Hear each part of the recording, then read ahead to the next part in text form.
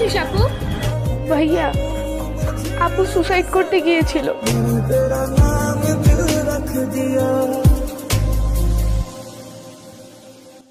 ঝামেলা হলে আমাকে বলবো। আপনাকে কেন বলবো? আপনি কি বলবেন? ইস, শক্ত হচ্ছে। Happy birthday. আমি তখন গিফট নিয়ে এসেছি। গিফট লাগবে না। লাগবে।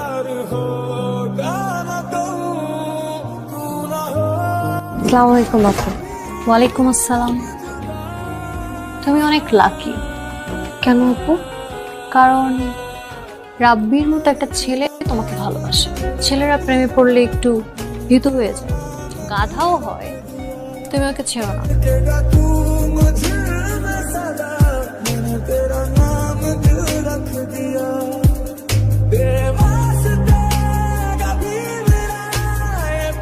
এই মিয়া, এই তুমি তো ফাটাইছো, এই জিনিস কই পাইছো? ওর মনে হয় একটা ছেলের সাথে রিলেশন, সেই ছেলের সাথে কোথাও ঘুরতে গিয়েছিল আর সেইখানে বৃষ্টির মধ্যে সেই ছেলে নাজিয়াকে কিস করেছে। নাউজুবিল্লাহ নাউজুবিল্লাহ আস্তাগফিরুল্লাহ, ছি ছি ছি। দশটা সাগাল চুম্মায়া মজা।